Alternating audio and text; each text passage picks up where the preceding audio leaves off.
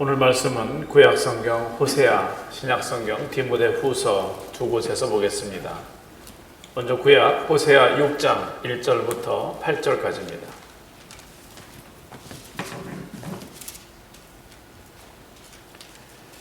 오라, 우리가 여호와께로 돌아가자. 여호와께서 우리를 찢으셨으나 도로 낫게 하실 것이요 우리를 치셨으나 싸매어 주실 것임이라. 여호와께서 이틀 후에 우리를 살리시며 제3일에 우리를 일으키시리니 우리가 그 앞에서 살리라. 그러므로 우리가 여호와를 알자. 힘써 여호와를 알자. 그에 나오시면 새벽 빛같이 일정하니 비와 같이 땅을 적시는 늦은 비와 같이 우리에게 임하시리라 하리라. 에브라임아, 내가 네게 어떻게 하랴? 유다야, 내가 네게 어떻게 하랴? 너희의 인애가 아침 구름이나 쉬 없어지는 이슬 같도다. 그러므로 내가 선지자들로 저희를 치고 내 입의 말로 저희를 죽였노니 내 심판은 바라는 빛과 같으니라. 나는 인애를 원하고 제사를 원치 아니하며 번제보다 하나님을 아는 것을 원하노라. 저희는 아담처럼 언약을 어기고 거기서 내게 패역을 행하였느니라. 길르앗은 행악자의 고을이라. 피 발자취가 편만하도다. 아멘. 디모데후서입니다. 후서 3장 15절입니다. 또 네가 어려서부터 성경을 알았나니 성경은 능히 너로 하여금 그리스도 예수 안에 있는 믿음으로 말미암아 구원에 이르는 지혜가 있게 하느니라. 아멘. 우리가 살아가는 이 인생길이 여정인데, 여정은 말 그대로 하면 여행하는 어떤 행로 같은 거죠. 그런데 사실은 분명히 우리에게는 이 여정은 끝이 있는 그런 길이죠. 창세기 47장에 보게 되면 9절에서 바로에게 야곱의 아버지와 형들이 다 갔습니다.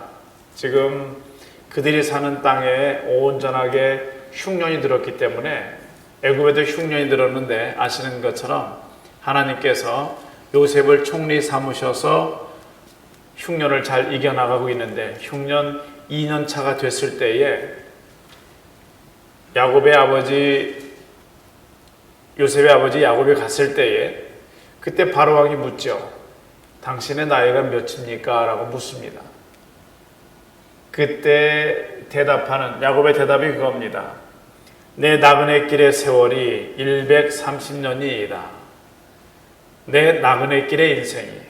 그러니까 그는 자기 자신이 앞으로 얼마를 더 살지 모르지만 지금까지 살아온 여정, 앞으로도 살아가야 하는 그 모든 여정이 나그네 길이라고 하는 것을 알았습니다. 우리도 나그네죠. 우리가 프레스노에 와서 몇 년을 살든지 아니면 여기에서 뼈를 묻든지, 여기에서 심지어 태어나서 여기에서 일평생 살고 뼈를 묻는다 할지라도 그 사람도 역시 나그네입니다.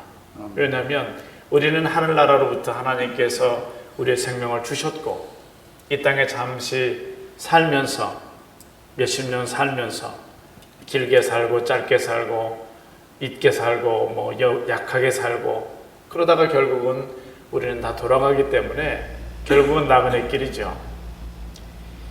오늘 말씀 돌아가야 하는 여정, 이 말씀을 제목을 정하고 나서 나중에 이렇게 보니까 혹시 용어 자체가 돌아가야 하는, 그래서 어떤 한 여정, 목표점을 향해서 가면서 이렇게 우회처럼 생각할 수도 있겠다 싶습니다만은, 제가 정한 저 돌아가야 하는 그것은 다시 하늘나라로 돌아가는 그것을 의미한 겁니다. 그래서 이번에는 제목이 돌아가야 하는 이 부분이 조금 그렇게 올바로 되지 않았다는 생각도 듭니다. 다만 의미는 우리가 가다가 우회로 돌아가는 그것이 아니라 결국은 여기에서 살다가 우리는 어딘가로 돌아간다라고 하는 그런 의미입니다. 앞에 소개한 야곱의 표현 중에서 그가 내 나그네 길의 세월이 그렇게 말하는 거죠. The years of the pilgrimage is such 이렇게 얘기하죠. 내가 지금 살아가는 여정 중에 있는데 여기에 예를 들어서 청소년이 와 있다면 뭐 10대겠죠. 20대 초반일 수도 있겠고요. 여기서 아무리 연세 많은 분이라 할지라도 우리 모두는 하나님께서 보내신 그 시간 속에서 이 땅에 왔다가 그래서 주어진 수명 살다가 그리고 하나님께로 돌아가는 건데, 그렇다면 언젠가 다시 돌아가야 되는 그런 여정 속에서 오늘 제가 말씀드리는 두 가지를 먼저 결론부터 말씀을 드리고 말씀을 전하려고 하는데, 첫 번째는 우리 돌아가는데 누구에게로 돌아가는가, 이거 먼저 말씀드릴 겁니다. 이것은 바로 하나님이죠. 여호와 하나님, 하나님께로 돌아가는 거고, 그렇다면 우리는 어디서부터 돌아가는 건가 라고 한다면 저는 그것을 지금이라고 생각하는 겁니다. 내가 지금 현재 삶의 모습이 괜찮다면, 그래서 우리가 부른 찬송가 가사처럼 돌아와 돌아와 문 열어놓고 기다리시는 그 아버지 품으로 돌아갈 필요가 없이 나는 지금 아버지와 함께 살고 있다고 한다면 돌아갈 곳이 없겠죠. 큰아들의 경우에는 아버지와 같이 살고 있었습니다. 잠시 밖에 일을 하러 나간 아들을 향해서 돌아와 돌아와 문 열어놓고 기다리시지는 않겠죠. 적어도 우리가 다시 하나님께로 돌아가야 하는 그런 입장이라면 지금 내 삶을 어느 정도 객관적으로 볼 수 있다고 하는 그런 뜻입니다. 우리가 우리 자신을 객관적으로 바라볼 수 있을 때부터 어떤 사람들은 그 사람을 향해서 철이 들었다고도 말하고 사람 됐다고도 말하고 나이 값을 한다고도 그렇게 말하는 것 같습니다. 근데 자기 자신을 객관적으로 바라보지 못하면 나이가 들었는데 나이에 걸맞는 사고도 행동도 할 수가 없습니다. 그리고 예수를 믿는 사람인데 불구하고 크리스천다운 크리스천으로서의 올바른 생각과 또 행동을 하기가 쉽지 않다고 하는 거죠. 호세아는 오늘 말씀을 통해서 하나님이 우리를 찢으셨고 치셨다고 말씀하죠. 그런데 찢으시고 치시는 그 대상은 누군가 하면 하나님을 아버지라고 부르는 혹은 부르던 선택한 백성들 이스라엘이죠. 지금 새벽기도에 열왕기하 14장 하고 있는데 이 본문 말씀이 계속해서 열왕기 상부터도 비슷한 내용들이 갑니다. 하나님께서 택하신 백성들 이스라엘인데 북이스라엘과 남유다로 나뉘어서, 그래서 남유다를 향해서 그래도 너희가 북보다는 조금 낫구나, 그러면서 하나님 보시지만은 남유다마저도 우상숭배로 빠져 들어갈 때 하나님은 할 수 없이 아수르라고 하는 아시리아를 통해서 거기를 치시는 거죠. 그런 말씀입니다. 그런 표현이죠. 그럴 때 호세아 선지는 이런 상황을 가리켜서 우리를 치셨다, 우리를 찢으셨다 이렇게 말씀합니다. 내 아들인데, 내 택한 자녀들인데 그들을 때리고 찢고 치시는 그런 예수 그리스도 우리 아버지 하나님의 마음을 우리가 이해할 수만 있다면, 그렇다면 우리는 아마 처음 한 번 맞았을 때 바로 돌이킬 수 있을 겁니다. 전설처럼 내려오는 이야기죠. 많이 저도 들으면서 자랍니다만은 아마 주인공이 실제로 있었지 않을까 그런 생각을 합니다. 연로하신 어머니께서 아들을 종아리를 때리시는데, 종아리를 걷고 이렇게 매를 맞는데, 그런데 맞아 보니까 예전과 달라서 그 팔의 힘조차가 빠져나가신 그 부모님 생각하면서 더 마음속에 슬퍼하고 회개했다는 그런 이야기죠. 충분히 가능한 일이라고 생각합니다. 우리가 하나님으로부터 우리를 치시고 찢으시는 그 채찍을 처음 한번 맞는 순간에 그걸 깨달을 수 있으면 그 자식이 바로 철든 자식이죠. 너 자꾸 그러면 엄마가 얼마나 마음이 아프겠니? 너 이제 아빠 말을 들을 때가 되지 않았어? 이렇게 말할 때 그냥 돌아오는 자녀는 바로 철든 자녀입니다. 아마 어떤 면에서는 나이하고도 직접 관계가 없는 것 같습니다. 이 말씀이, 이 호세의 말씀이 만일 지금 이 시대를 살아가는 우리의 이야기라면 우리는 어떻게 지금 찢김을 당하고 있는가? 하나님은 우리를 어떤 매로 어떻게 치시는가라고 하는 그런 생각을 해볼 필요가 있습니다. 또 중세교회, 종교개혁시대 교회, 그 교회들을 하나님은 치시고 찢으셨습니다. 왜냐하면 그 교회들이 하나님 보시기에 좋지 않았기 때문에 그렇습니다. 세워진 건 교회인데, 그런데 그 교회가 혹은 모여진 그 교회들이 올바로 원래 목적을 이루지 못하고 있었기 때문에 하나님은 결국 결정하셔서 교회들을 치셨죠. 그리고 찢으셨습니다. 이 즈음에 우리 야고보는 말하기를 교회가 교만하며 돈을 사랑하며 거룩하지 않으며 교회가 하나의 권력화되어 가고 자기 영광을 쫓고 쾌락을 찾고, 그래서 결국은 경건의 능력은 있지만은 경건의 능력을 부인하는 자, 그 자리에서 돌아서라고 하는 그런 말을 하고 있습니다. 프란치스코가 바티칸을 방문했을 때 거기에서 아주 그 휘황찬란한 건축 양식 이런 걸 보면서 입을 다물질 못하고 있었습니다. 그때 안내하던 사제가 그렇게 말했다고 하는 거죠. 지금 오늘 우리에게 은과 금은 있지만은 나사렛 예수 이름으로 일어나라고 말할 수 있는 그 능력은 우리가 잃어버린 것 같다라고 하는 그런 이야기를 했다고 하는 거죠. 오히려 베드로는 내게 은과 금은 없지만 예수 이름으로 명하노니 일어나라라고 명하지 않았습니까? 그러나 오늘 우리에게는 이 프란치스코의 일화가 아마 오늘날의 교회들에 적용되지 않는가 그런 생각을 하게 됩니다. 그래서 하나님께서는 이 즈음에 하나님을 오히려 잘 알지 못하는, 시대를 잘 읽을 줄 모르는 그런 개혁자들을 일으켜서 교회를 손을 대시죠. 그리고 교회에 혼란을 일으키시고 그랬는데 그것이 마침내 전쟁으로 비화돼서 결국 30년 전쟁을 치르지 않습니까? 그 전쟁을 통해서 독일 전 국민의 반수가 죽어나가고 전 유럽에 패스트가 돌면서 얼마나 많은 죽음이 있었습니까? 오늘 우리가 살아가는 이 시대를 보면서 동네에서도 이렇게 보다 보면 옆집에 잔디물을 아주 잘 주고 잔디를 푸르르게 키우던 분인데 그 옆집에서 보면 이제 일부러 죽이는 것 같구나 그런 생각이 듭니다. 물 절약하기 위해서. 지금 캘리포니아뿐 아니라 온 세계가 기후가 지금 바뀌지 않습니까? 우리 크리스천들에게 만약에 왜 이렇게 가뭄이 이렇게 혹하니 혹서가 온 지구를 몰아칩니까? 라고 말할 때 여러 가지로 대답할 수 있을 겁니다. 아마 크리스천 과학자라면 과학의 입장에서 크리스천다운 그런 대답을 할 수도 있겠죠.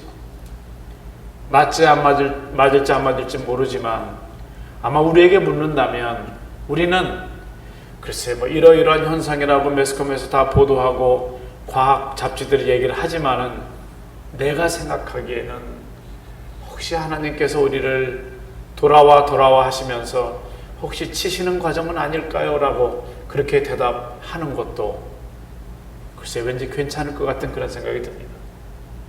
오늘 우리가 살아가는 이 시대에 나타나는 여러 징조들을 보면서 정말 하나님께서 이제는 예수께서 오실 그 시간이 아주 임박했다는 그런 사인을 우리에게 보이시는 것은 아닌가 이런 생각을 하게 됩니다. 그래서 이제는 온 세계가 한쪽에서는 실제로 포탄이 터지고 그리고 한쪽에서는 경제적으로 뭔가 탑을 잘 쌓아가는 것 같지만은 보이지 않는 전쟁을 하고 있죠. 일어나 보면 또 일어나 보면 뉴스가 달라지고 세상이 달라지지 않습니까? 그래서 이렇게 편리함만 계속 추구하다 보니까 우리의 삶이 점점 피폐해지는 거죠. 영적으로 좀 더 우리가 하나님 안에서 뜨거운 마음으로 하나님 안에서 느끼는 즐거움과 기쁨이 있어야 되는데 그거보다는 교회 밖에 훨씬 더 재미있고 또 거기에 뭔가 보람도 있는 것 같고 가치를 거기에다 두다 보니까 이제는 점점 교회 예배들이 우리가 모여서 드리는 예배 자체가 이제는 뭔가 옛날과는 달라진 그런 느낌을 받지 않을 수가 없습니다. 그래서 우리가 살아가는 이 환경도 보면 많은 곳에서 아주 정말 지구가 몸살을 앓고 있는 듯한 그런 것을 볼 수 있죠.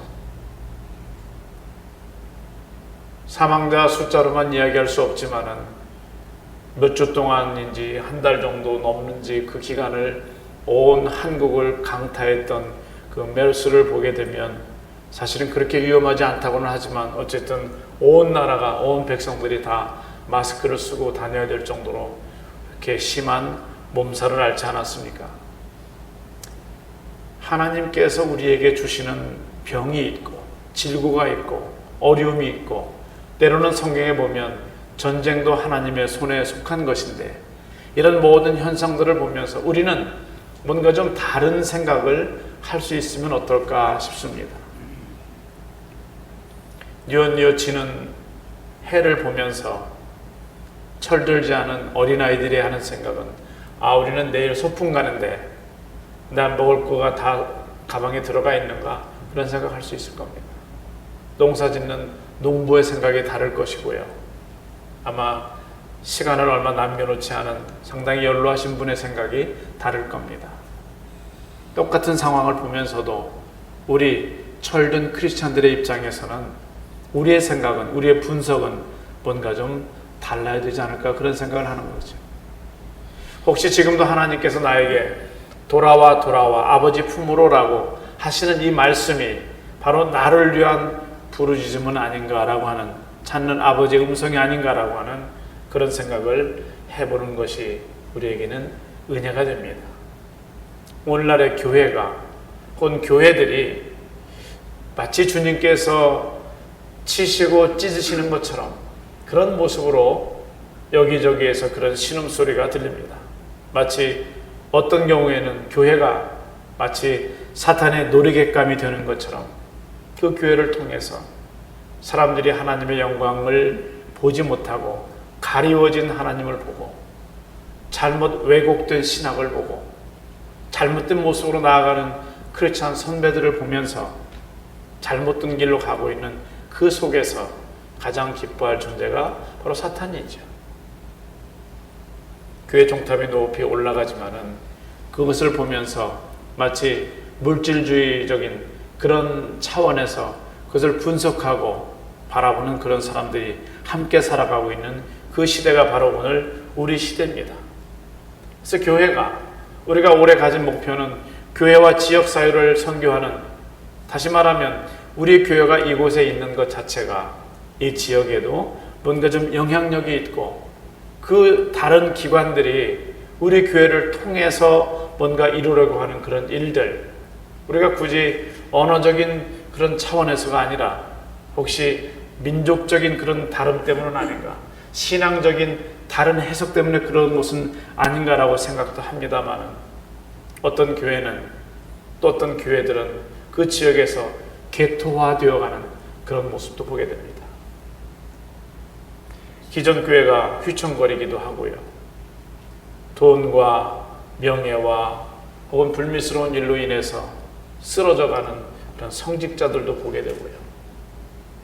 교회가 건물은 많이 커져가는데 거기에서 더 많은 크리스찬들이 양산되는 것이 아니라 거기에서 물질 만능주의에 접어든 그런 교인들이 생기는 것을 보게 되기도 합니다.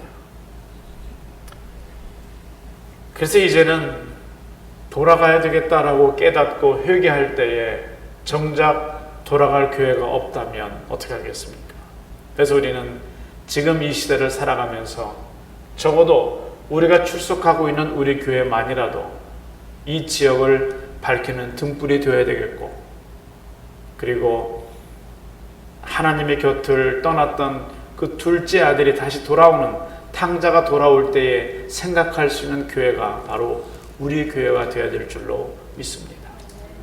그러기 위해서 우리는 먼저 된 자들로서 그저 열심히 하나님 앞에서 꾸준하게 준비하면서 예수님 오실 그날을 기다리면서 그저 우직하게 살아가는 우리의 신앙이 든든하게 서가는 우리들의 모습이 되어야 할 겁니다. 짧게 단기적으로 이웃으로부터 칭찬받지 못해도, 내 집안으로부터 칭찬받지 못해도 하나님 안에 바로 서 있는 신앙으로 살아가다 보면 바로 서 있는 그 사람 때문에 이웃이, 친척이 결국은 변화를 받을 수 있는 겁니다. 그것이 말씀의 능력이죠. 그것이 성령의 능력입니다. 사도 바울에게 예수께서 그가 사울이었을 때에 하신 말씀은 사울아 사울아 네가 어찌하여 나를 핍박하느냐. 나는 네가 핍박하는 바로 그라라고 예수께서 말씀하시지 않았습니까? 이제 우리가 예수께로 돌아가야 되는데, 하나님께로 돌아가야 되는데, 오늘 말씀으로 보게 되면 우리는 하나님을 알아야 돌아갈 수 있습니다. 우리가 하나님을 아는 것, 우리가 알고 있는 하나님의 성품, 그 중에 하나는 오늘 말씀처럼 찢으셨으나 도로 낫게 하실 분이고 치셨으나 싸매어 주실 분이래요. 시편에서도 그렇게 말씀합니다. 우리는 자연 환경을 봐도 그런 것을 어느 정도 알 수 있죠. 우리가 어떤 일정한 지역을 대상으로 해서 생각한다면 너무 많은 관광객들이 들어가서 나무를 분지르기도 하고 오염시키고 실제로 거기를 훼손함으로 인해서 어떤 한 단지가, 어떤 나무가 울창한 그런 한 지역이 좀 망가졌다면 거기를 울타리를 쳐놓고 당분간 사람이 들어가지 않고 계속 자연이 그것을 치유할 수 있도록 해준다면 몇 년이 지나게 되면 그가 회복됩니다. 지금이라도 내 삶을 하나하나씩 바꿔나간다면, 고쳐나간다면 하나님은 혹시 바로 나에게 희망을 갖지 않으실까, 그런 생각도 해봅니다. 그래서 바로 우리에게 이 시대에 희망이 있었으면 하는 그런 생각입니다. 그 희망의 대상이 우리 교회였으면 좋겠고, 여러 교회들과 상대적으로 우리가 우위에 있는 그런 의미가 아니라 우리도 그 교회 중에 하나가 됐으면 좋겠고, 우리도 바로 교인인 우리도 그 많은 사람들 중에 하나님이 택하셔서 이 시대의 마지막 등불의 역할을 할 수 있는 하나하나가 될 수 있으면 좋겠습니다. 그래서 예수께서는 우리에게 너는 소금과 빛의 사명을 다하라고 그러시지 않았습니까? 그래서 여러분은 우리가 다 나이도 다르고 또 직업도 다르고 성격도 다르고 체질도 다르고 모든 것이 다 달라서 여러분이 나름대로 느끼는 소금의 역할은, 여러분이 나름대로 정의하는 빛의 역할은 개개인이 다 다를 수 있습니다만 그 역할을 올바로 행함으로 인해서 결국 하나님의 나라가 세워져 간다면 그것이 오늘 나에게 주시는 빛과 소명의 사명이 될 줄로 믿습니다. 여러분이 스스로 여러분을 파악하셔서 거울을 보고 내 얼굴을 보는 것처럼 말씀을 통해서 나에게 주어진 달란트를 통해서 과연 나는 어떻게 살아가는 것이 내가 빛의 역할을, 소금의 역할을 감당하는 것일까? 그래서 우리 주님 오실 때까지 또 우리 아이들이 계속 살아갈 텐데 그 아이들은 또 어떻게 살아야 빛의 역할을, 소금의 역할을 할 수 있을까라고 하는 겁니다. 오늘 말씀에서 보여준 우리에게 돌아갈 자세는 6절 말씀에 있습니다. 나는 인애를 원하고 제사를 원하지 않으며 번제보다 하나님 아는 것을 원하노라. 매우 핵심되는 그 말씀입니다. 여러 가지 교회를 치장하고 예배드리는 어떤 형식이 웅장하고 그것이 문제가 아니라 정말 이 말씀에 있는 것처럼 하나님을 알아가는, 하나님이 누구이신가, 그분이 나에게는 어떤 분이신가라고 하는 것을 내가 체험적으로 깨닫는 것, 그것을 성경은 안다라고 말씀합니다. 그래서 내가 하나님 앞에 봉사를 하든지 그저 단순한 출석을 하든지 모든 것이 다 종교적인 행위가 아니라 하나님의 심장을 점점 우리가 받아가는 그런 작업이 되어야 한다라고 하는 거죠.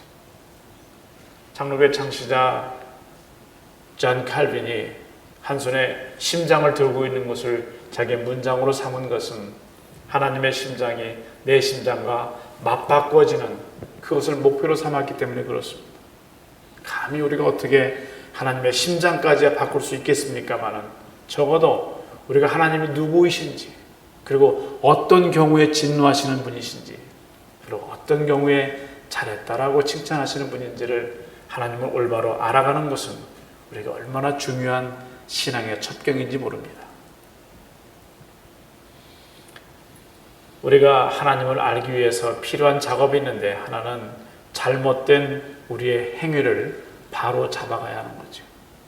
조금 느린 것 같은데, 그리고 좀 답답한 것 같은데, 그리고 좀 돌아가는 것 같은데, 좀 손해보는 것 같은데, 그 길이 하나님께서 기뻐하시는 길이라면 그 길로 가겠다라고 결단하는 것이 하나님의 자녀들의 모습이죠. 그래서 예수 올바로 믿는 사람들은 좀 답답해 보이기도 합니다. 세상적인 눈으로 보면 좀 한심해 보일 수도 있습니다만, 그러나 우리가 그 길을 하나님이 기뻐하시는 길이기에 올바로 가다 보면 내가 하나님을 알게 되는 거죠. 지난주 설교에서도 제가 기부에 대해서 언급을 했습니다만, 내가 가진 이 돈을 기부하는 것, 더 힘든 나라에게, 단체에게, 어떤 개인에게 기부하는 것은 정말 쉬운 일은 아닙니다. 두 번째는 내가 하나님을 더 깊이 아는 어떤 구체적인 행동이 필요한 거죠. 하나님을 아는 길, 먼저 나를 아는 거죠. 내가 누구인지, 나는 하나님 앞에서 누구인지, 나는 이 땅에 어떻게 태어났는지, 그리고 어떤 일을 하다 가야 될 것인지 라고 하는 것을 먼저 나를 깨닫는 것, 그리고 기도를 통해서 하나님의 뜻을 찾기 위해서 몸부림치는 거죠.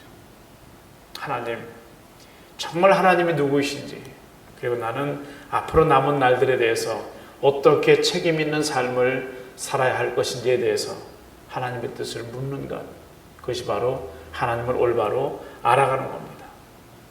두 번째로 우리에게는 말씀을 알아야 됩니다. 말씀을 읽지 않고, 말씀을 듣지 않고선 우리의 믿음이 자랄 수가 없습니다. 믿음은 들음에서 난다고 말씀했는데, 할 수만 있으면 하나님의 말씀을 듣고, 말씀을 읽고, 그리고 말씀이 우리 속에 들어와 생명이 될 때에 우리가 자랄 수 있습니다. 그리고 세 번째가 실천하면서 사는 거죠. 하나님을 알고 말씀으로 인해서 깨달은 것을 그대로 실천하는 것이 가장 마지막 중요한 단계죠. 기아가 서로 맞물려서 돌아가려면은 자동차도 뭐 스틱이든지 무슨 자동으로 하는 아우토매틱이든지 다 마찬가지입니다. 원리는 결국은 기아가 맞물려야 돌아가는 거 아닙니까? 오르막길이어서 저단 기어로 가야 되는데, 4단에서 3단으로 가야 되는데, 2단으로 가야 되는데, 그래서 맞물려야, 아무리 엔진에 힘이 있어도 맞물려서 기어가 굴러가야 바퀴가 굴러가는 거 아니겠습니까? 우리가 아무리 깨닫고 마음속에 지식을 가졌어도 실제로 내 행동이 바뀌어져야만 내가 변하는 거죠. 바뀌어지는 그 과정이, 저는 그것이 바로 기아가 맞물리는 과정이라고 생각합니다.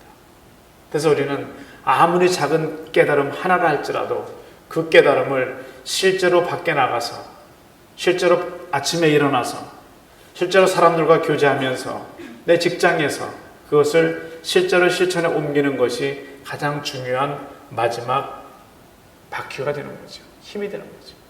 그럴 때 우리 스스로가 점점 변화하게 될 줄로 믿습니다.